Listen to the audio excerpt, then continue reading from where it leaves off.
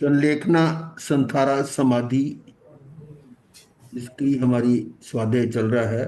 और इसी संदर्भ में 12 भावनाओं में से बोधि दुर्लभ भावना पर चर्चा चल रही थी। तो इसमें कल कर रहे थे कि भगवान आदिनाथ ने 98 अपने पुत्रों को ये बोध दिया, उसका वर्णन आ रहा है। चक्र रत्न की उत्पत्ति होने पर राजा भरत चक्रवर्तीत्व साध कर राजधानी लौटे, पर चक्र मुख्य द्वार पर रुक गया। ये कल हम कर रहे थे इसको। कारण समझ में आया कि 6 खंडों पर पूर्ण विजय नहीं हुई। उन 99 भाइयों के पास स्वयंभू राज्य था। सूचना भेजी सभी को कि अपने अपने राज्य समर्पित कर राजा भरत की अधीनता स्वीकार करो। और बाहुबली, बाहु में इतने बलवान, पिता द्वारा दिया राज्य भाई को सुपुर्द कर अधीनता कैसे स्वीकार करते। युद्ध हुआ, बताया था। दृष्टि युद्ध, वाक युद्ध, फिर मुष्टि युद्ध, और सभी में बाहुबली जीते। और अंततः क्या हुआ, वे मुंडित हो गए। ये कथानक इसमें आ रहा है। स्थायी सत्ता हेतु पुरुषार्थ। अब यहां पर क्या बता रहे हैं, 98 भाइयों ने सलाह की। तय हुआ कि जिसने राज्याधिकार दिया उन्हीं से पूछे कि ऐसी स्थिति में क्या करें। राज्याधिकार किसने दिया था, पिताजी ने। तब वो पिता थे, अब तो वो मुनि बन गए हैं। और मुनि क्या, अब तो वो तीर्थंकर हो गए थे। तो इस तरह से अब वो उनकी सोचा कि मुनि के पास चलते हैं।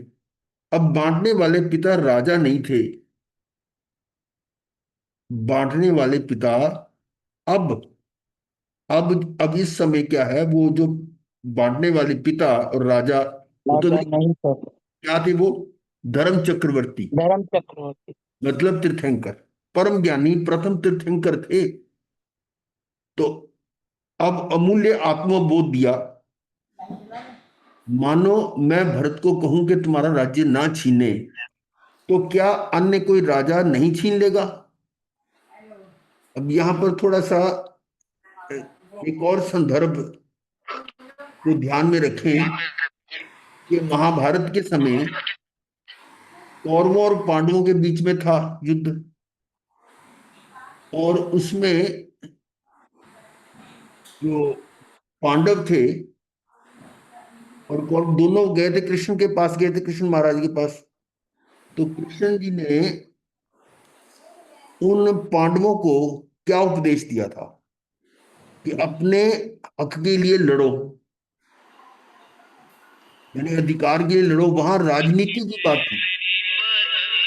और उस लड़ाई में आपको पता है कितने लोग मरे, कितनी हिंसा हुई। म्यूट कर लीजिए। तो ये जो है ना, वहां पर उनका उपदेश जो था कि युद्ध करो। और जब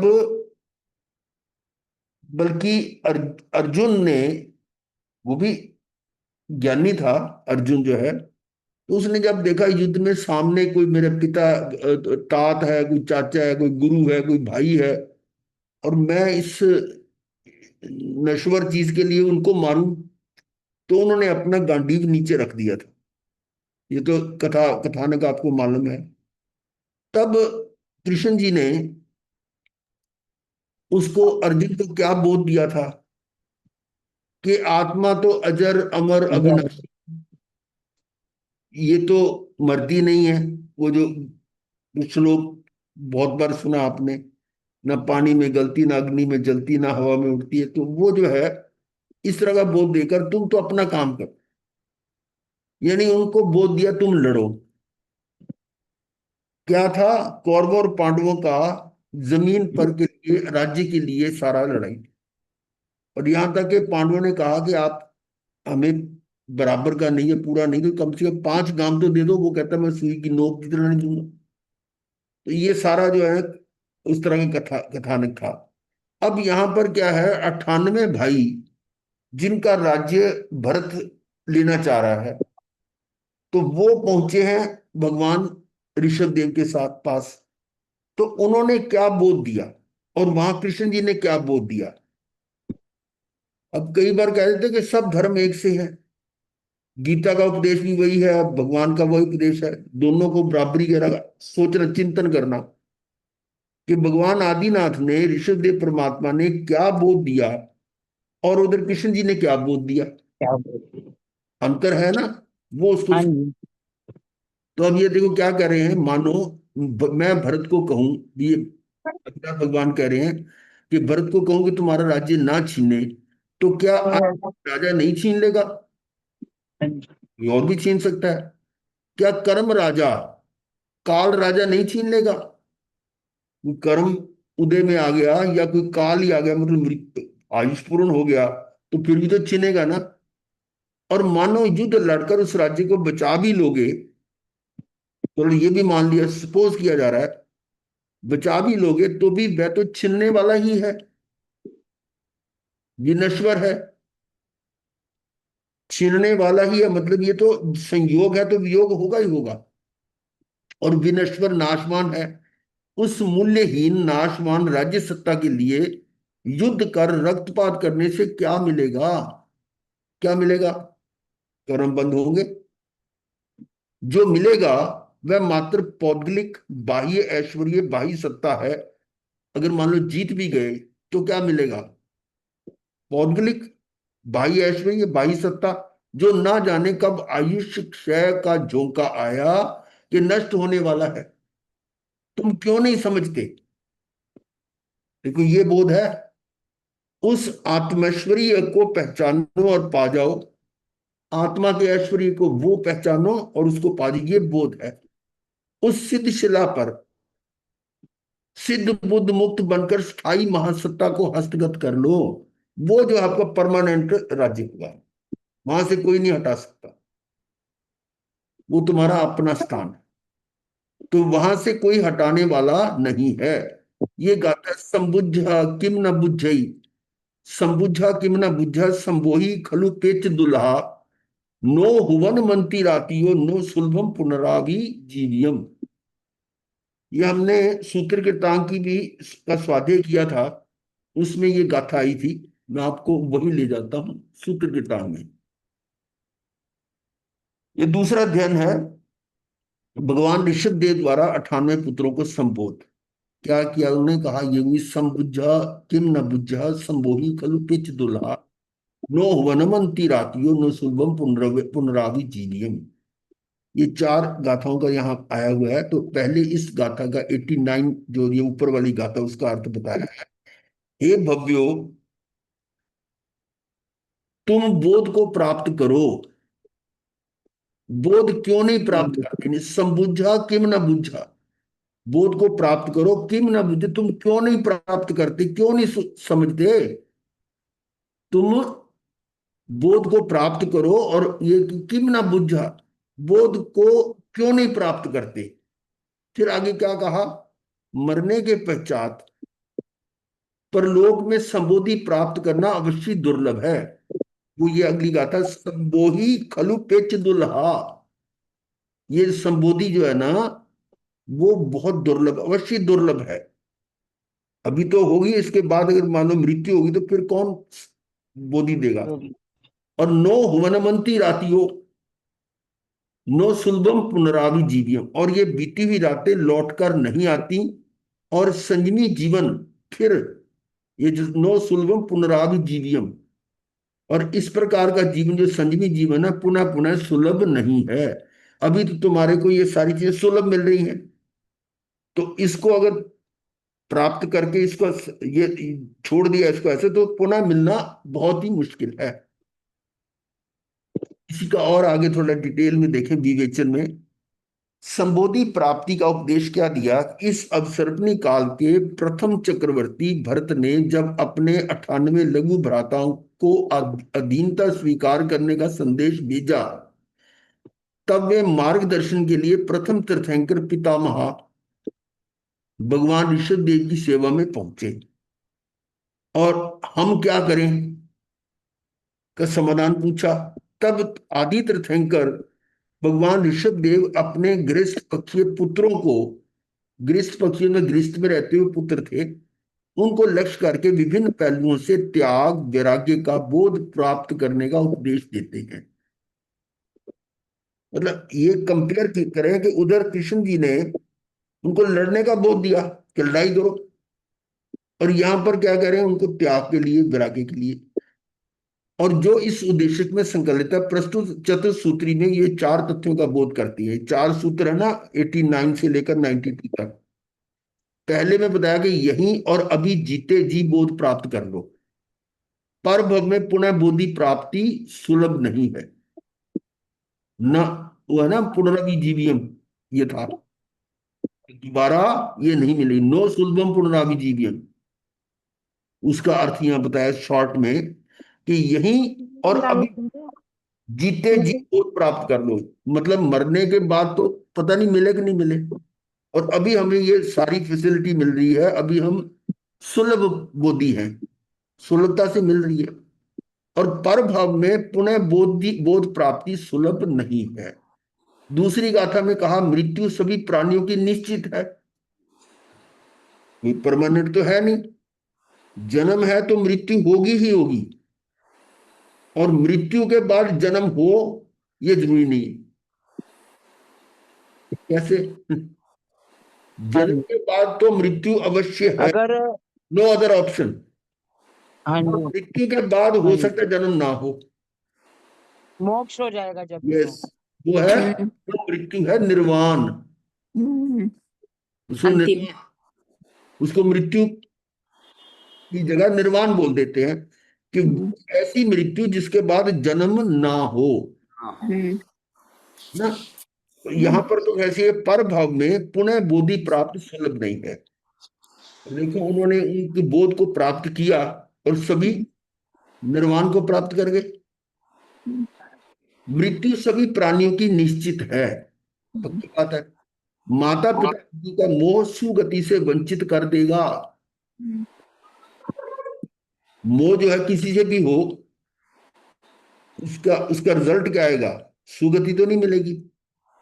और मोहांध जीव अपने दुष्कृत कर्मों के फल स्वरूप, मोहांध, मोह के बीच में अंधा हुआ मोह अंधकार में, जीव अपने दुष्कृत कर्मों के फलस्वरूप स्वयं दुखित एवं दुर्गतियों में पीड़ित होते हैं।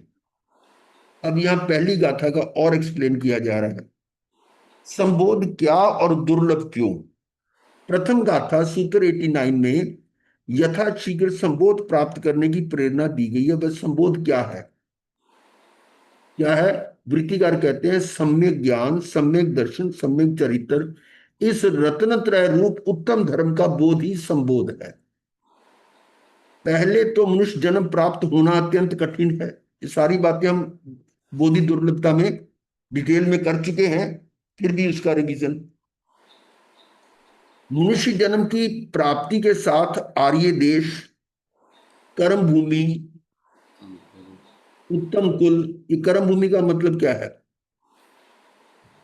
मनुष्य 15 कर्म जहाँ भूमिया ना है, अस्सी महाविद्या। मसी कृषि से जो यस, वो भी है।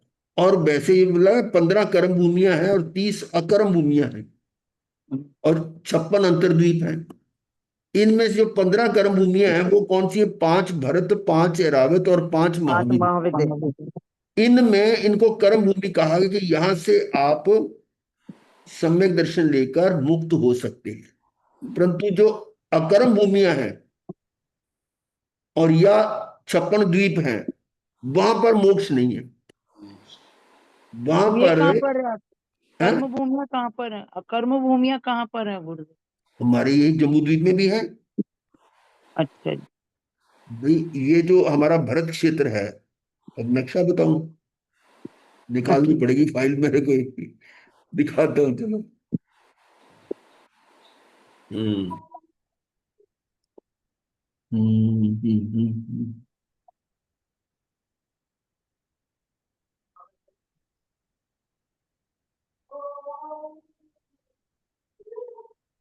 25 बोल। हाँ, हमारे पास है सारी चीजें, देखो।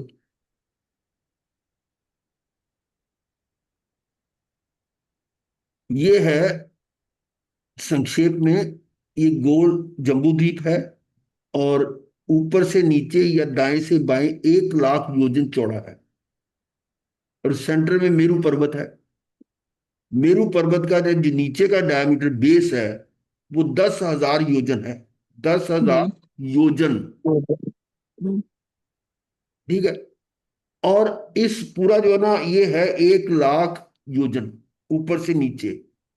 इसके हम 190वां हिस्सा जो है, 190वां, हम्म, यानी 1 लाख को 190 से डिवाइड करो हम्म, हाँ तो जी वो आता है 526 सही 6/19। भरत इतना क्षेत्र। पोर्शन जो नीचे का है ना, ये वाला, ये भरत क्षेत्र है। भरत क्षेत्र। अब देखिए आगे मैं बताता हूं, यहां पर ये नीचे का जो भरत क्षेत्र है ना, हम्म, और इस भरत क्षेत्र में जो उसकी सीमा है, एक तरफ तो है लवण समुद्र नीचे, हम्म, ऊपर है पर्वत जिसको कहते हैं चुल हिमवान पर्वत। हम्म, थोड़ा और क्लियर कर देते हैं।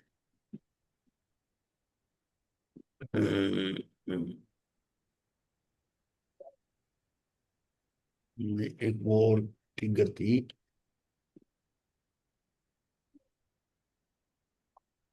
चलो इसी से देखें। ये है, चलो ये जो है ना, इसको मैं थोड़ा और बड़ा करके दिखाता हूँ। नीली लाइन है जो नीचे, नीली है। हाँ, नीचे एक नीली लाइन दिख रही, वो है। नहीं नहीं, ये जो है ना नीचे जो पीले सबसे रंग की नीचे लाइन है, वाली। पीले रंग की हाँ जी। नीचे, और हाँ बड़ा जी। ये देखो, ये इतना सा है पूरे जम्मू द्वीप के मुकाबले। और इसमें जो इसकी बाउंड्री है वो है चुल हिमवान पर्वत। और उस पर्वत का जो नीचे बेस है, चौड़ाई, वो भरत क्षेत्र से डबल है। हम्म, भरत क्षेत्र से डबल है। ये देखिए, इसको कर दे, यानी ये जो पीले रंग की है ना, ये तो पट्टी बताई है मैंने हाँ जी। भरत क्षेत्र की, और जो नीला रंग है ना, ये जो नीला सा है, ये बच्चों में। चुल हिमान पर्वत है। हम्म, और इस पर्वत के पार उत्तर की तरफ, दक्षिण में हेमवंत। तो भरत क्षेत्र है ना, हाँ जी। हाँ और जी। उसके नीचे समुद्र है। और इस हाँ जी। पर्वत के पार हेमवत क्षेत्र है, जिसकी हाँ जी। चौड़ाई चुल हिमवान से डबल, अच्छा।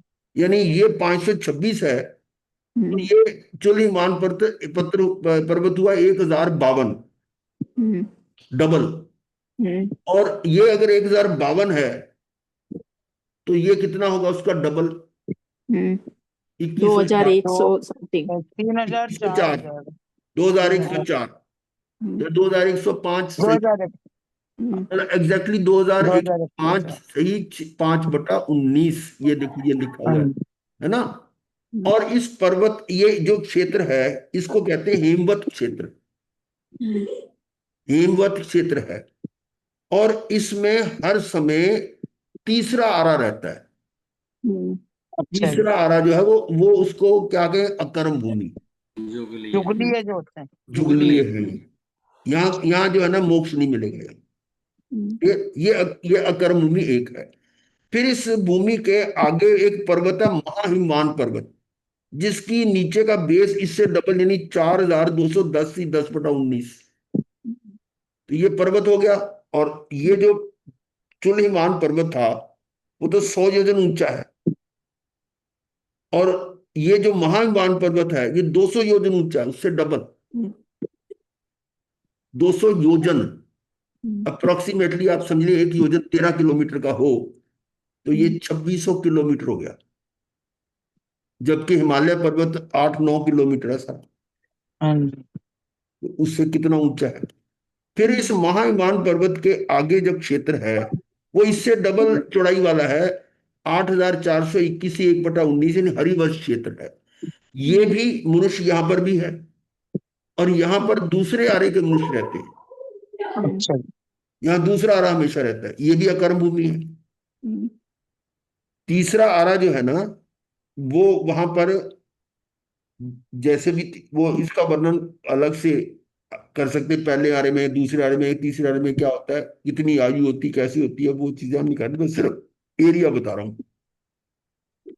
तो ये हुआ हरिवर्ष क्षेत्र, जहां दूसरे आर्य वाले मनुष्य रहते हैं। उसके आगे फिर निषद पर्वत है, जो 400 योजन ऊंचा है। 400 योजन यानी 5200 किलोमीटर समझो। और इसकी जो चौड़ाई है नीचे बेस, वो 16,842 यानी इसका डबल। ठीक है। उसके आगे फिर जो है ना, ये मेरू पर्वत है। ये 1 लाख योजन ऊंचा है और नीचे बेस 10,000 योजन। जबकि मेरू हमारा भरत क्षेत्र तो कितना उसके मुकाबले में देख लो, छोटा सा है। और इसमें यहां पर यहाँ दो क्षेत्र है। एक है ये जो पहले आने वाला उत्तर कुरु, उत्तर, इधर तो है दक्षिण कुरु, देवकुरु, उधर है उत्तर कुरु। उत्तर कुरु उत्तर की तरफ, दक्षिण कुरु। यहाँ देवकुरु, पर उत्तर कुरु। पहले आर्य जैसे मनुष्य रहते हैं। और अच्छा इधर जी। मेरू पर्वत के दाएं बाएं पूर्व और महाविद्या पश्चिम में महाविद्य क्षेत्र है। महाविद्या। उसमें चौथा आरा रहता है हमेशा। अच्छा। सिर्फ भरत और ऐरावत में आरा बदलता रहता है। इसमें भी इतने वर्ष, पहला आरा 4 कोड़ाकोड़ी सागरोपम का, दूसरा 3 कोड़ाकोड़ी सागरोपम का, फिर तीसरा 2 कोड़ाकोड़ी सागरोपम का, है ना। इस तरह से चौथा आरा जो है वो 1 कोड़ाकोड़ी सागरोपम से 42, 42,000 वर्ष कम। और फिर पांचवा और छठा आरा 21-21 हजार योजन का है। ये इस तरह का क्रम है, नेचुरल वे भी है। तो मेरे ख्याल अब ये समझ गए होंगे कि ये इस तरह से हाँ जी। यहाँ पर कर्म भूमि, एक भरत क्षेत्र कर्म भूमि है, एक ऐरावत ऊपर है, सेम ऐसा इसका मतलब किसको क्या प्रतिबिंब समझ लो उसका है। हाँ जी, मिरर इमेज। हाँ, इमेज है उसका। Mirror image. और भरत क्षेत्र रावत क्षेत्र 2 कर्म भूमियां, और ये महाविद्य क्षेत्र 3 कर्म भूमियां हैं। और जो अकर्म भूमियां कितनी है? 2, 6, 2 ये जम्बू होगी, द्वीप में 6 है। 6 है। ठीक है। इस तरह से ऐसी कर्म भूमियां हर जितने मेरू पर्वत हैं, मेरू पर्वत भी 5 हैं, तो उनके साथ ऐसी सेटिंग है। दात्वी खंड में 2 मेरू पर्वत है, और पुष्कर अर्ध में भी 2 हैं। तो इस तरह से टोटल 6 पंजे 30 तो अकर्म भूमियां हुई, और 3 गुना 5 15 कर्म भूमियां हुई। और इसके अलावा 56 अंदर द्वीप और अलग हैं, वो हैं जो हमारा ये था। लवण समुद्र। हाँ जी। ये इसी का एक महाविद्य उसका दिखाया गया है। एक मिनट, कहाँ था? यस। तो ये यहाँ थोड़ा बड़ा करके दिखाया गया है कि ये है चुल्ली हिमान पर्वत, जहां ये मेरा ये कर्सर चल रहा है ना। हाँ ये जी। चुल्ली हिमान पर्वत है। और इस चुल्ली हिमान पर्वत के दोनों तरफ जो पर्वत है वो समुद्र के अंदर भी गया हुआ है। अच्छा जी। तो उसकी जो शाखा समुद्र के अंदर, ये लवण समुद्र में भी गया हुआ है। लेकिन लवण समुद्र में इसकी जो है ना, कई जगह पर तो ये समुद्र से ऊपर है, कई जगह नीचे है। अच्छा जी। इसको आप समझ सकते हो अगर आप रामेश्वरम गए हो। हाँ जी, गई हुई हूँ मैं। रामेश्वरम देखा है। आपने गए कैसे हो गए? हम तो मतलब कैसे ट्रेन से गए थे वहां तक, कन्याकुमारी, और उधर गए थे ट्रेन गई थी। ट्रेन जो हाँ है जी। समुद्र के अंदर से जा रही है हाँ जी, जाती ना। है। इसका मतलब नीचे हाँ पर्वत जी। है। उस पर्वत है जो कहीं पर पानी में डूबा हो, कहीं पर ऊपर, वहां जो ऊपर ऊपर है उसके ऊपर लाइन बिछाकर उन्होंने ट्रेन निकाल रखी है। तो वो वहां पर समुद्र, और कहीं पर वो पर्वत नीचे चला जाता है। तो इस तरह से ये पर्वत जो है ना, दोनों तरफ पूर्व में और पश्चिम में 2 इसकी शाखाएं ऐसे निकलती हैं, जिसमें कुछ दूरी तक तो वो ऊपर है पानी से, और फिर आगे पानी में डूब जाता है, फिर ऊपर आता है, फिर नीचे आता है। जहां जहां ऊपर है वो द्वीप है, और जहां द्वीप नीचे बन डूब गए। जाता है वो समुद्र में है। तो इस प्रकार ठीक। से इसमें देखिएगा, 1 2 3 4 7, 5 7। 6 7 इधर है, 7 इधर है। 7 इधर, 14 ऐसे और साथ 14 साथ उधर। ये द्वीप है। 28 हो 14 14 दिन 28, 28 ही ऊपर है। 28 ऊपर हो ये 56 अंतर द्वीप है। यहां पर भी लगभग तीसरे आरे वाले के बराबरी रहती है। ये भी अकर्म भूमि है। यहाँ भी वो मतलब रहते हैं हाँ, जुगलिये मनुष्य ये वगैरह। रहते, और मनुष्य भी ऐसे रहते हैं जो अलग अलग रूप के हैं। कोई किसी का बैल जैसा मुंह है, किसी का शेर जैसा, अच्छा किसी जी। घोड़े जैसा, ऐसे ऐसे भी है। तो ऐसे वहां पे कितनी। भी गुरुदेव ये कल्प वृक्ष वगैरह सब होते हैं वहां पे हाँ, भी? वहां पर भी है। वहां पर उनकी जो है ना, मतलब पुण्यवानी है, कुछ भी है, कि उनकी मिट्टी ही इतनी स्वाद है कि हमारी जो है ना, स्वाद से स्वादिष्ट चीज की हो, मिश्री कितनी मिश्री हो, उससे भी कई गुना, संख्यात असंख्यात गुना मीठी तो उनकी मिट्टी है। मतलब ऐसा उनको सुख, सुख ही तो क्या, वहां कोई तकलीफ है नहीं। कल्प वृक्ष होते, सब कुछ मिल रहा उनको। तो ये था। हम्म, ये था जी। ये, गुरुदेव जो हमारी अर्थ है ये एक ही खंड है ना, मतलब भरत क्षेत्र हाँ, का? ये देखो, मैं वही भरत क्षेत्र का ये मैप दिखाना चाह रहा था। इसमें क्या है कि ये चुल हिमान पर्वत है, हम्म, ये बाउंड्री, और ये नीचे लवन समुद्र है। ये हम्म, अकॉर्डिंग टू स्केल नहीं बना हुआ, हम्म, वैसे समझाने हाँ के तो लिए। ऐसे ही हाँ, मैग्नीफाई करके बनाया है। उसमें इस पर्वत की जो है ना 100 योजन ऊपर है, हम्म, और बेस नीचे कितना है, 1052। हम्म, ऊपर भी जाके भी कोई ये नहीं सिकुड़ जाएगा वो, वहां भी चौड़ाई रहती है 100 योजन ऊपर जाके भी। और उसके ऊपर एक ये पद्म द्रह है, जिसकी चौड़ाई 500 योजन है, हम्म, और लंबाई ज्यादा है। हम्म, और इसमें पानी, बहुत अथाह पानी होता है, बर्फ का हम्म, पानी, यानी सारा पानी इकट्ठा, ये इतना बड़ा स्रोत है। और इसमें से 3 आउटलेट निकलते हैं। यहाँ पर आपको 2 दिखाए गए हैं।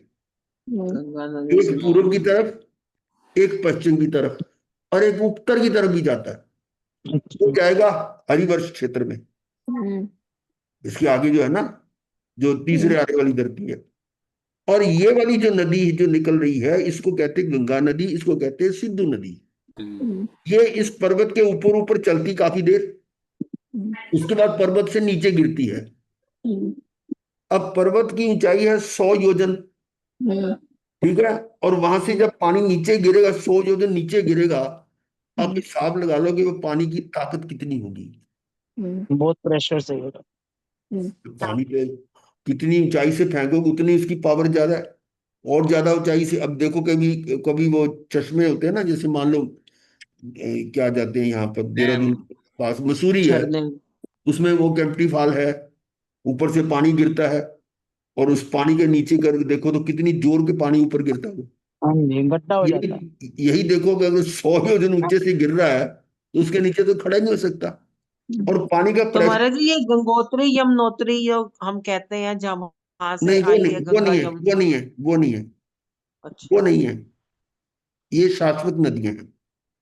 वो आपको बताता हूँ वो कहाँ, वो बताता हूँ। ये पहले तो ये समझ लीजिए कि ये जो है ना, यहाँ से सीधा जाते हुए फिर नीचे जब गिरती है, तो नीचे जब धरती पर पहुंचती है वो धार उसकी, तो पानी नीचे गहरा चला जाता है, कई योजन नीचे इसका कुंड बन जाता है। मतलब गहरा, जो पानी का इफेक्ट आएगा, पानी तो उतना खड्डा कर देगा ना उसमें, और वो एक कुंड बनता है। उस कुंड का भी वर्णन आता है काफी डिटेल, इसमें हम ज्यादा नहीं जाएंगे। उसके बीच में एक, बीच में महल होता है, यानी पंखुड़ियां वो गुलाब जैसे बनी, उसमें वो देवी होती है जिसको गंगा देवी, कौन सी देवी? देवी गंगा देवी। गंगा। और उसमें से ये नदी फिर बाहर निकलती है, और बाहर निकलती है तो कई और सैकड़ों हजारों नदियां इसमें आकर मिलती रहती हैं। जब ये यहां से चलती है ना, उस समय स्टार्टिंग में तो ये 3 योजन चौड़ी होती है नदी। 3 योजन का मतलब 39 किलोमीटर, अर्थात यहां से, यानी मलेरकोटला से लुधियाना तक इतनी चौड़ी नदी, हाँ जी। इतनी चौड़ी नदी स्टार्टिंग में है। और जैसे जैसे नदी आगे बढ़ती है, उसमें और नदियां जुड़ती जाती है, तो उसकी चौड़ाई और बढ़ेगी। और बढ़ जाए। तो इतनी चौड़ाई होती है कि उसको कोई साधारण व्यक्ति पार नहीं कर सकता। वो एक तरह से समुद्र की तरह होगी। समुद्र में। और इसके कारण इस नदी के आर पार जाना मुश्किल है। बाउंड्री आ गई। ऐसे ही इधर की नदी के साथ भी ऐसे ही है। और एक ये इस तरह से इसके तीन पार्ट हो गए। इस नदी के लेफ्ट पर ये पश्चिम की तरफ, दो नदियों के बीच में, और एक नदी के पूर्व की तरफ, तीन पार्ट्स हो गए। अब इसमें एक और पर्वत है जिसका नाम वेताड्य पर्वत है। ये वेताड्य पर्वत जो है ना, इस 526 योजन के सेंटर में है। यानी इसने इस पर्वत का जो हाइट है वो 25 योजन है। वो 100 योजन था ना हिमवत पर्वत, ये 25 योजन है, यानी उसका चौथा हिस्सा। ठीक है, 100 योजन का मतलब 1300 किलोमीटर, और हाँ ये जी। उसका चौथा हिस्सा कर लो। 25 योजन का 13 हाँ से गुना जी। करोगे तो वो लगा लो हिसाब। 325 सवा ऐसे। 300 के करीब। 350 किलोमीटर हाइट है, फिर भी बहुत है। इसको पर्वत को भी पार पार नहीं जा सकता कोई, कोई नहीं जा सकता। अब इसके कारण इसमें दक्षिण और उत्तर दो भाग हो गए, और टोटल खंड बन गए 6। एक तो ये दो नदियों और इस पर्वत और समुद्र के बीच का ये पार्ट, ये नंबर 1 है। फिर समुद्र और ये सिंधु नदी और वेताड्य पर्वत के बीच का ये तिकोना पार्ट है, ये दूसरा खंड। इसी प्रकार से ये ऊपर हिमवत पर्वत है, इधर समुद्र है, नीचे वेताड्य पर्वत है, इधर नदी है। ये चौथा, ये 5वां खंड हो गया। ठीक है, ये नीचे को जो है ऋषभकूट पर्वत भी दिखाया हुआ है, और इधर आ गया ये 5वां, जो समुद्र और इस गंगा नदी के बीच में, और ऊपर वेताड्य, ऊपर हिमवत पर्वत, नीचे वेताड्य पर्वत, ये आ गया 5वां। और ये छठा ये बन गया तिकोना। तो 6 खंड है। और हमारा ये जो ग्लोब है, जिसको हम ग्लोब कहते हैं, वर्ल्ड कहते हैं, वो यहाँ पड़ा हुआ है। अब इसमें भी साइंस वाले मानते हैं कि पृथ्वी गोल और घूम रही है। हमारी जो जैन दर्शन के हिसाब से, जैन सिद्धांत के अनुसार से, ये गोला नहीं है, बल्कि एक तरह से जैसे थाली में कोई लड्डू पड़ा होता है, इस तरह से पड़ा हुआ है। और इसलिए इसको जो है ना, इधर तो घूम सकते हो पर ऊपर नीचे नहीं घूम सकते, क्योंकि नीचे कनेक्टेड है ना वो, धरती के नीचे। ये समझ लो कि कोई तरबूज, आधा कटा हुआ तरबूज हो, उल्टा रख दिया जाए ना, आधे से ज्यादा काट लो, किस तरह से वो नीचे रखा जाए, तो उस तरह का ये लोकेशन इसकी है। ठीक है, और इसके लिए हम डिटेल में नहीं जा रहे। एक जैन मुनि ने, नाम मेरे को ध्यान नहीं है, सत्य मुस्कुरा रहा है, सत्य मुस्कुरा रहा है, वो एक बुक लिखी है, उसमें एक बहुत डिटेल है उसकी। ये आत्मज्ञाता ने इसको पढ़ा हुआ है, उसमें नोट्स भी किए हुए कुछ हमने। तो ये मतलब ये है, ये पहला जो है हमारा खंड है। और इसमें भारत यहाँ है, या देखो यहाँ पर, और वो नदियां, गंगा नदी, सिंधु नदी, तो जो हम जिसको बोलते वो तो यहाँ बहुत छोटी सी होंगी, गंगोत्री जमुनोत्री वो तो। कहाँ पर है? अब समझ आ गई कि ये वो गंगा और किधर है ये गुरुदेव? सिंधु वो नहीं है, हैं? क्या गंगोत्री यमुनोत्री इधर है, यहाँ पर है, कहाँ है? फिर भाई ये देखो ना, ये भारत यहाँ है ना, अच्छा जी। तो भारत में तो है वो हाँ नदी, लिखा। वो नहीं तो नहीं, मतलब छोटी। इसमें दिख तो नहीं रही ना, इसमें नहीं नहीं, दिख यहाँ रही। नहीं नजर आ रही, इतनी अच्छा डिटेल पे अच्छा। नहीं गए। पर ये ठीक। नदी जो है ना, अब ये हिसाब लगा लो कि ये नदियां तो उसके मुकाबले में तो सिंधु, ये गंगा जिसको हम बोलते हैं, वो कुछ भी नहीं है, वो तो उसके नाली के बराबर है। समझे ना, ये इस तरह से। तो अब हम ये तो ये सब्जेक्ट हमारे हमारा ये अलग ही चला गया। चक्रवर्ती करता है। तो महाराज बाकी ये जी सारा छठे आरे अनार्य में, खंड है। हैं? महाराज जी छठे मतलब आरे में यही इधर लोग इधर बर्फ। रहेंगे ना, गंगा सिंधु नदी के आसपास। छठे आरे में क्या, हाँ ये है, यहाँ जो है ना, इस जो वेताडे पर्वत को ना आर पार नहीं जा सकता कोई। और अब आप कहेंगे चक्रवर्ती कैसे गया? वो हम्म समुद्र टनल में से। हाँ, वो यहाँ पर एक टनल है, गुफा है, जिसके दो द्वार हैं। ये देखो यहाँ व्हाइट और ये ब्लू, दो दे रखे हैं द्वार, है ना, ये चौरस सा बना रखा है, ये पॉइंट बना रखा है, ये पॉइंट बना रखा है, ये उसके द्वार है। और ये अंदर गहराई कितनी है इसकी? 50 योजन, क्योंकि बताडे पर्वत की चौड़ाई 50 योजन है। 50 योजन का मतलब 650 किलोमीटर है। और ऐसा अंदर मतलब कोई जा नहीं सकता, जिसका गेट है वो बंद होता है, वो देव अधिष्ठित होता है, उसको कोई खोल नहीं सकता। लेकिन चक्रवर्ती की अतिशय उसका कह लो कि वो वहां पर तीर छोड़ता है, और वो देव पहले तो क्रोधित होता है, फिर देखता है तीर ये तो चक्रवर्ती का है, फिर वो नतमस्तक हो जाता है और गेट खोल देता है। उसके बाद उनके पास 14 रत्न होते हैं, 9 निधियां होती हैं, उनसे वो करते, अंदर रोशनी रोशनी हो जाती है। ये सारा बहुत डिटेल में है, हम उसके चक्कर में नहीं पड़ेंगे।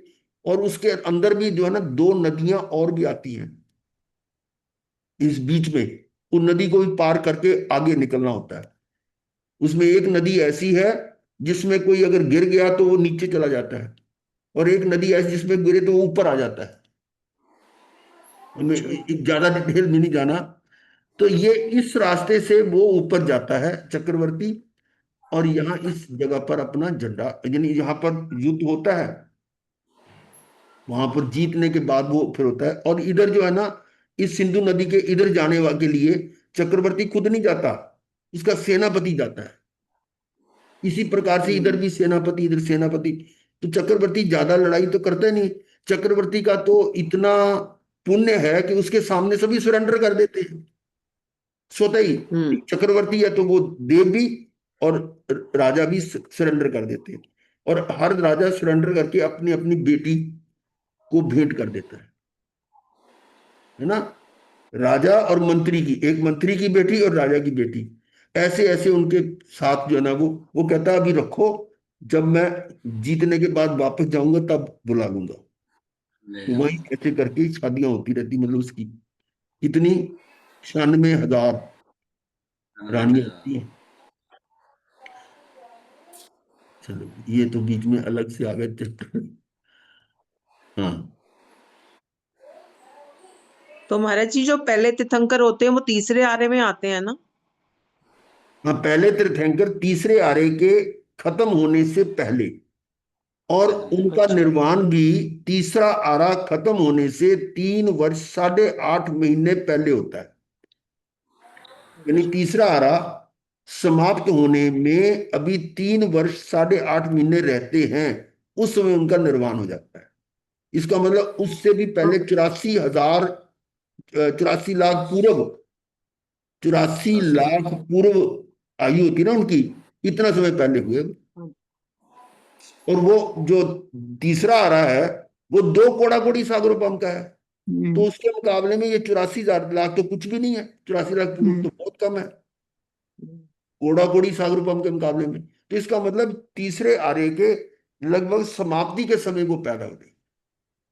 और जैसे ये तीसरे आर्य के महाराज जी समाप्त होने बाकी के के जो 3 वर्ष 23 8.5 तीर्थंकर होंगे महीने वो चौथे आरे में होंगे फिर? क्या? जो 23 तीर्थंकर होंगे वो वो हाँ, चौथे चौथे आरे आरे में में। आएंगे? वो चौथे चौथे आरे आरे में में, होंगे। चौथे आरे में। और ये मैं जो बता रहा हूं कि तीसरा आरा समाप्त होने से 3 वर्ष 8.5 महीने पहले उनका निर्वाण हो जाता है। तो उसी तरह से चौथा आरा समाप्त होने से 3 वर्ष 8.5 महीने पहले अंतिम तीर्थंकर का निर्वाण हो जाता है। हाँ जी, 5 वारा शुरू होने से पहले। है ना। तो इन दोनों के बीच का हाँ समय कितना जी, हुआ? पहले तीर्थंकर का निर्वाण और अंतिम तीर्थंकर का यहाँ निर्वाण के बीच में चौथा एक आरा ही हुआ ना। दो चौथा एक नहीं कोड़ा हुआ। कोड़ी, चौथा एक आरा कोड़ा कोड़ी, चौथा आरा कितने का है? एक एक कोड़ा कोड़ा कोड़ी सागरोपम से 42,000 वर्ष कम। कम। कम। अच्छा जी, तो 42,000 तो कुछ भी नहीं है, 5 बार छठा आ रहा है ना ये। हाँ जी, हाँ जी। ये उसमें से निकाल लिए, तो इतना गैप होता है पहले तीर्थंकर का और अंतिम तीर्थंकर के निर्वाण का। मतलब चौथा, पांचवा, छठवा तीनों मिला के एक कोड़ा कोड़ी यस होता है। यस, ये तीनों मिला के एक है। तो एक ये हुआ, तीसरा आरा 2 है, चौथा आरा ना वो दूसरा आरा 3 सागर 3 कोड़ा कोड़ी, और जो पहला आरा 4 कोड़ा कोड़ी। तो 4 जमा 3 जमा 2 जमा 1 कितना हुआ? 10। 10 10 कोड़ा कोड़ी सागरोपम का हुआ। यह है अवसर्पणी काल घटता हुआ। फिर जब छठे आरे के बाद फिर रिवर्स गियर शुरू होगा, छठे आरे के बाद फिर छठा आरा आएगा, रिपीट होगा, फिर पांचवा, फिर चौथा, फिर तीसरा, फिर दूसरा, ऐसे करके। तो ये भी 10 कोड़ा कोड़ी सागर, इस तरह से एक चक्कर पूरा होने में 20 कोड़ा कोड़ी सागर बम लग जाते हैं। बहुत अधिक समय है। और इस तरह के अनंत काल चक्कर मिलने पर एक पुद्गल प्रावर्तन काल होता है, बराबर। हम्म और हम अनंत पुद्गल प्रावर्तन काल कर चुके हैं। इसका मतलब सोचो कि हम कब से हैं। अनादि से भटके हाँ, चले आ अनादि रहे। काल। बस वो अनादि अनादि ही है। चलिए अभी यहाँ पर देखें, पहले तो मनुष्य जन्म प्राप्त होना अत्यंत कठिन है, तो वो दिया जा रहा है। मनुष्य जन्म की प्राप्ति के साथ आर्य देश, बात यहां चली थी कर्म भूमि की, अब कर्म भूमि के लिए आपको घुमा दिया। और फिर उत्तम कुल, सुकुल जिसको बोलते हैं, और फिर कार्यक्षम पांचों इंद्रियां, स्वस्थ शरीर, दीर्घ आयु। ऐसा भी होता है कि कोई अल्प आयु है, गर्भ में ही मर जाते हैं, कोई बहुत छोटी उम्र में मर जाते हैं, तो आयु भी दीर्घ हो। क्योंकि 8.5 वर्ष से कम आयु वाले को तो केवल ज्ञान ही नहीं हो सकता, तो इसलिए आयु तो कुछ तो चाहिए ना।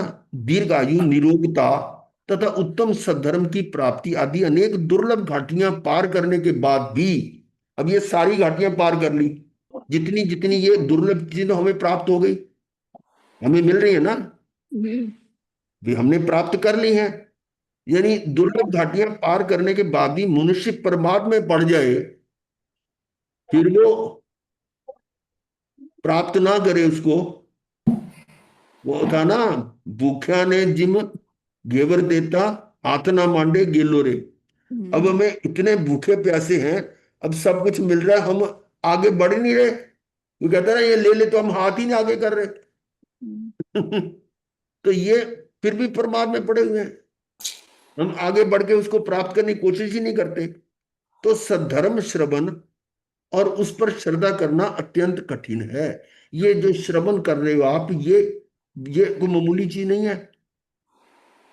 एक शब्द भी, एक शब्द अगर वो कहीं लग जाए तो वो ही कल्याण कर देता है। वो छोटी साधु वंदना आपको मालूम होगी, बड़ी साधु वंदना कल जिक्र किया, छोटी साधु वंदना में है, उसमें आता है एक वचन श्री सतगुरु केरो, केरो जो जो पैठ पैठ तुम्हारे रे प्राणी, रे प्राणी। साधु जी ने वंदना नित नित कीजिए, है ना। एक वचन भी आपका काम कर देता है। भाई जितने भी अंतगढ़ सूत्र में आपने वर्णन सुने हैं, गय सुकमाल का ले लो और एवंता मुनि का ले लो, उन्होंने क्या सुना, अपना बोध, ये मैं कौन हूं, मैं आत्मा हूं, शरीर नहीं। भाई इतना सा तो बोध है, एक सिंपल, एक मैं आत्मा हूं, एक ही आया, एक मैं आत्मा हूं, इतने से वो उनका कल्याण हो गया। तो ये जो श्रवण है ना, सद्धर्म श्रवण, और उस पर श्रद्धा करना अत्यंत कठिन है। जब तक व्यक्ति सद्धर्म का श्रवण और उस पर श्रद्धा ना कर ले, तब तक संबोधि प्राप्ति भी दूर है। और ऐसा समझकर ही संबोध दुर्लभतम बताया है, ये सूत्र के तांग सूत्र में से हम पढ़ रहे हैं। तो सद्धर्म श्रवण से पहले ही दुर्लभ वस्तुएं प्राप्त होने पर अधिकांश लोग क्या करते हैं, ये चीजें मिल गई, सद्धर्म श्रवण से पहले ही ये दुर्लभ वस्तुएं प्राप्त होने पर अधिकतर लोग क्या सोचने लगते हैं कि परलोक में बोध प्राप्त कर लेंगे, अभी क्या जल्दी है। किसी को युवावस्था में किसी को होना, या किसी को कहो बड़ी उम्र में, तुमने भी तो बुढ़ापे में जाके काम शुरू किया ना, हम भी कर लेंगे तब। कई ऐसे एग्जाम्पल, आपने दीक्षा ली ना 66 साल की उम्र में, 70 साल की, 72 साल की उम्र में, हम भी जब होंगे कर लेंगे। ये ऐसा बोलते हैं और सुना भी है, परंतु क्या गारंटी है कि आप वहां उस उम्र तक पहुंचोगे, ये गारंटी है। नहीं। और मान लो वहां तक पहुंच भी गए, तो क्या ऐसी स्वास्थ्य आपका रहेगा अनुकूल, क्या आप ऐसे निरोगी रहोगे, कोई बीमारी होगी या इंद्रियां क्षीण होगी तो क्या करोगे, समझ ही नहीं आएगा। तो इसलिए ये बताया जा रहा है कि वो क्या सोचते हैं, परलोक में बोध प्राप्त कर लेंगे, अभी क्या जल्दी है।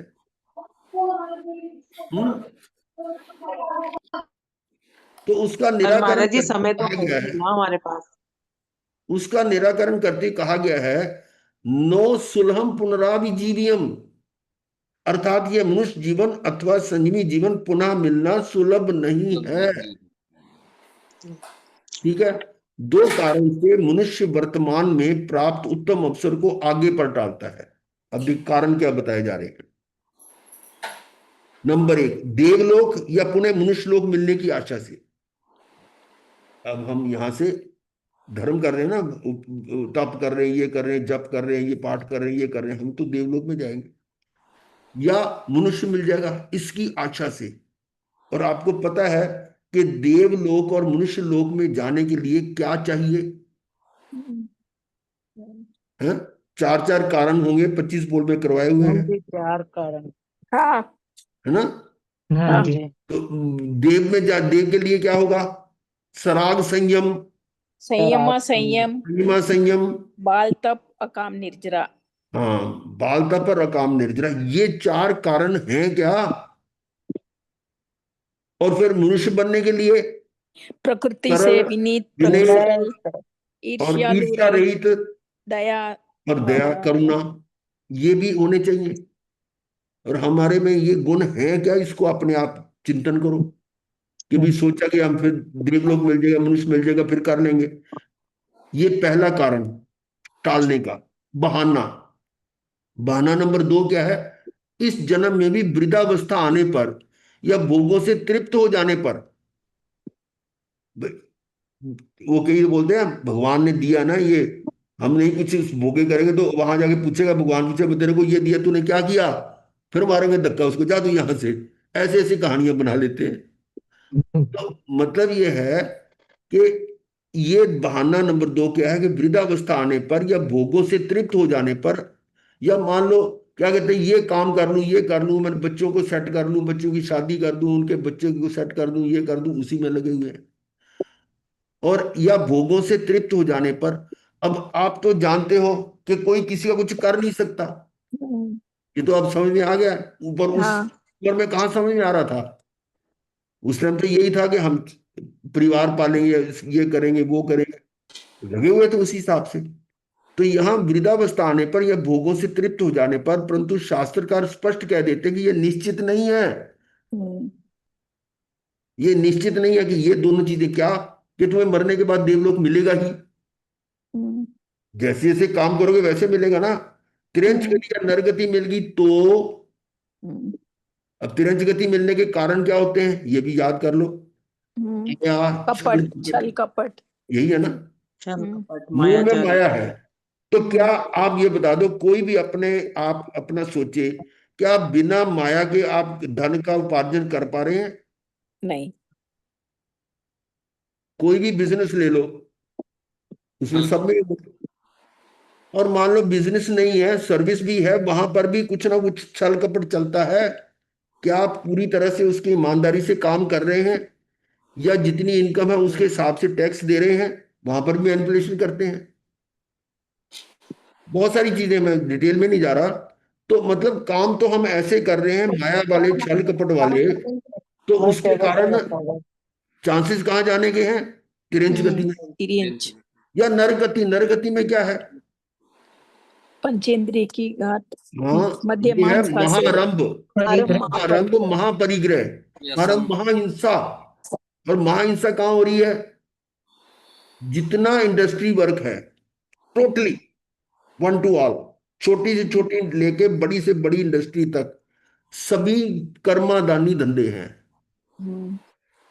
कोई ले लो, मान लो दाल मिल है, फ्लोर मिल है, या फिर और आगे शुगर मिल है, कपड़ा मिल है, कोई और भी केमिकल्स की भी हो सकती हैं, पलाई बनाने के कारखाने। बहुत सारे। उसमें इतनी हिंसा हो रही है, प्लाई में भी तो कितने जंगल काटे जा रहे हैं, जी जी।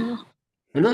तो उसमें जंगलों जंगल काट के वो पेड़ों को वो गत्ता बनाते हैं, कागज बनाती है, पेपर मिल्स वगैरह है।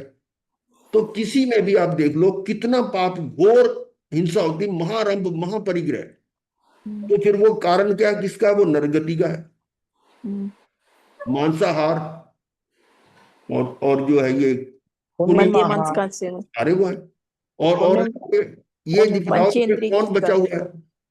और दूसरे 7 कुव्यसन, आपको हाँ जी, 7 कुव्यसन से बताओ कौन बचा हुआ है। हम्म, मतलब इस पर भी सोचना कि आगे हमारे आने वाली पीढ़ी में क्या हो रहा है। शिकार, मांस, शराब, जुआ, चोरी, पारिस्थितिक वेश्यागमन, ये सारे जो है कुव्यसन है, इसमें एक भी हो तो नरक में जाता है। और पहले छोटे छोटे बच्चों को ये चित्रों के माध्यम से बताया जाता था, फोटो दिखाते, देखो ये ऐसा कर रहा है ना तो ऐसे नरक में जाना पड़ता है, ऐसे जाना पड़ता है, उसको थोड़ा सा दिमाग में डालते थे। खैर ये बता रहे हैं कि त्रियंच गति या नर गति मिल गई तो वहां संबोध पाना प्राय असंभव सा है। यदि इस जन्म में कुछ प्रयास किया होगा तो उस जगह जगह पर आपको यानी सम्यक दर्शन हो सकता है, परंतु बोधि इस तरह से प्राप्त नहीं होगी जैसी यहां हो रही है। हम्म, देव गति मिल गई तो भी वहां सम्यक दर्शन बोध उसी को प्राप्त होता है जो मनुष्य जन्म में उत्तम धर्म करनी करते हैं। यानी यहां पर पूरा प्रयास कर रहे हैं और किसी वजह से हमारा वो प्रयास पूरा नहीं हुआ तो अगले जन्म में कहीं भी जाएंगे, पचेंद्री बनेंगे तो हो सकता है पूरा, चाहे त्रेंच में जाए, चाहे नरक में जाए, चाहे देवगति में जाए, चाहे मनुष्य में जाए।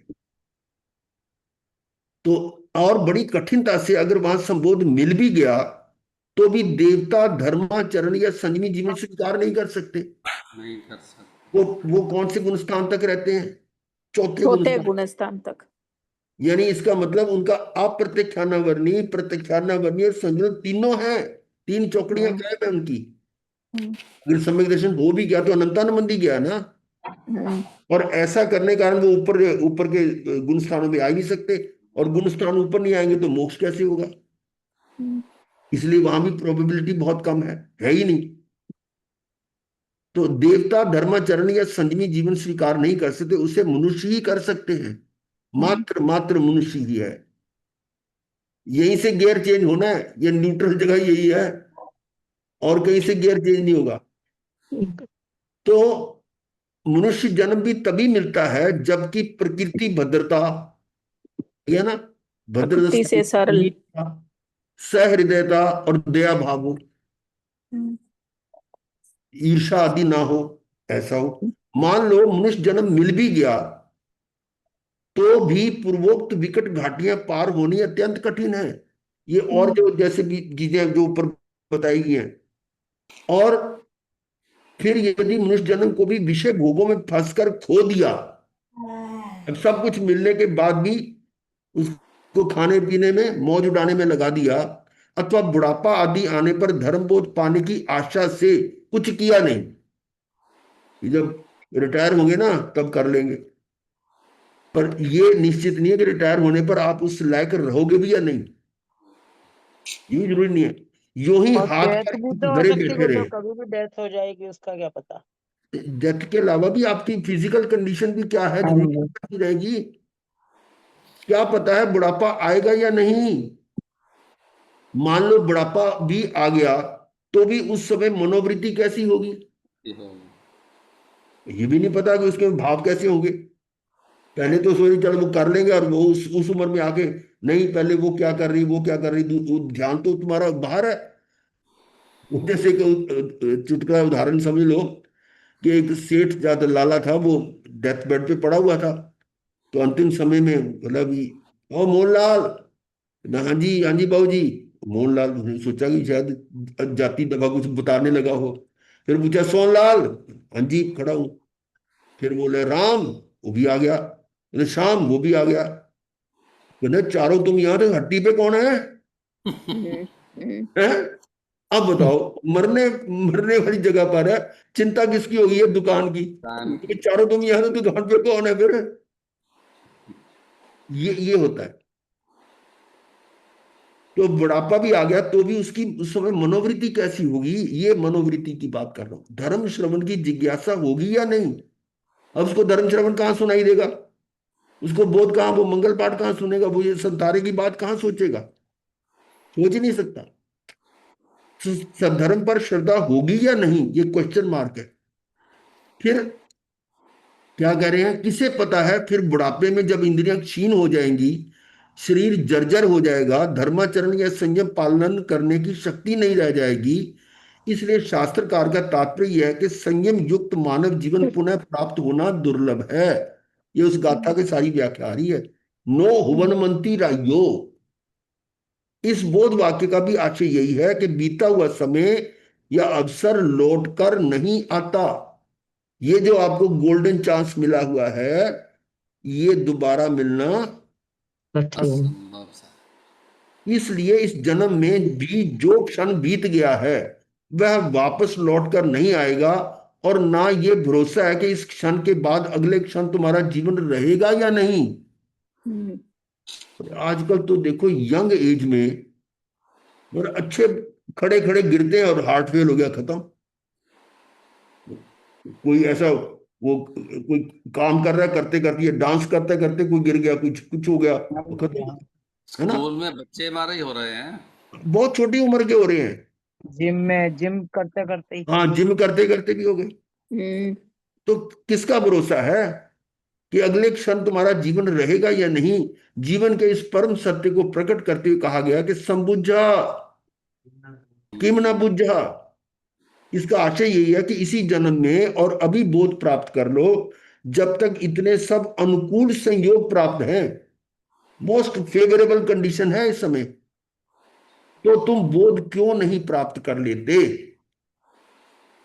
भगवान ऋषभ देव का ये वैराग्यप्रद उपदेश समस्त भव्य मानवों के राग द्वेष मोह विदारण करने एवं बोध प्राप्त करने में महान उपयोगी है। ये जो गाथा है, केनोपनिषद में भी इस प्रकार की प्रेरणा है। यहाँ जो कुछ आत्मज्ञान प्राप्त कर लिया वही सत्य है, अगर यहाँ उसे आत्म आदि तत्व को नहीं जाना तो आगे महान विनाश है। विनाश।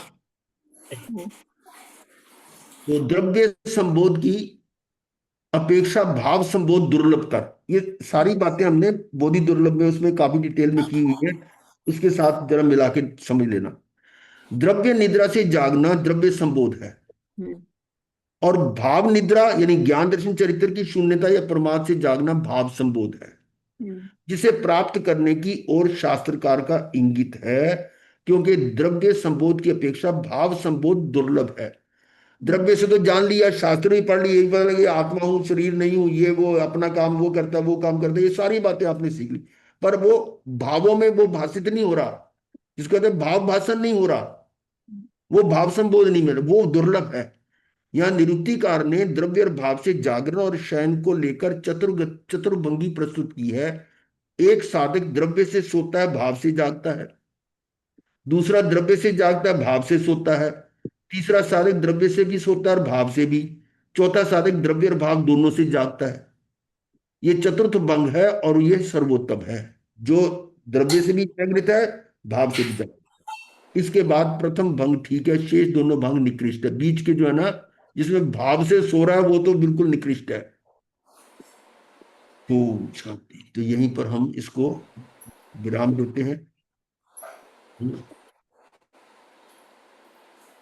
ये था संबुझ किम न बुझ। अभी नहीं। यहाँ तक हो गया हमारा, करेंगे। ओम। चलिए, अब सब्जेक्ट तो बड़ा इजी है, समझ में आ रहा है सबके, रीडिंग कर रहा हूं मैं तो बस, क्योंकि हाँ जी काफी महाराज जी। गहराई में हमने पहले पढ़ा हुआ है, तो कुछ ना कुछ उसका प्रभाव तो होगा। हाँ जी। चलिए, गुरुदेव के आगे से चत्तारी मंगलम, अरिहंता मंगलम, सिद्धा मंगलम, साहू मंगलम, केवली पनत्तो धमो मंगलम। चत्तारी अरिहंता लघुत्मा, सिद्धा लघुत्मा, साहू लघुत्मा, केवली पनत्तो धमो लघुत्मो। चत्तारी शरणम पवज्जामि, अरिहंते शरणम पवज्जामि, सिद्धे शरणम पवज्जामि, साहू शरणम पवज्जामि, केवली पनत्तं धम्मं शरणम पवज्जामि। चार मंगली, चार उत्तम, चार शरणा और न शरणा कोई, जो भव्य प्राणी आदरेक्ष अजर अमर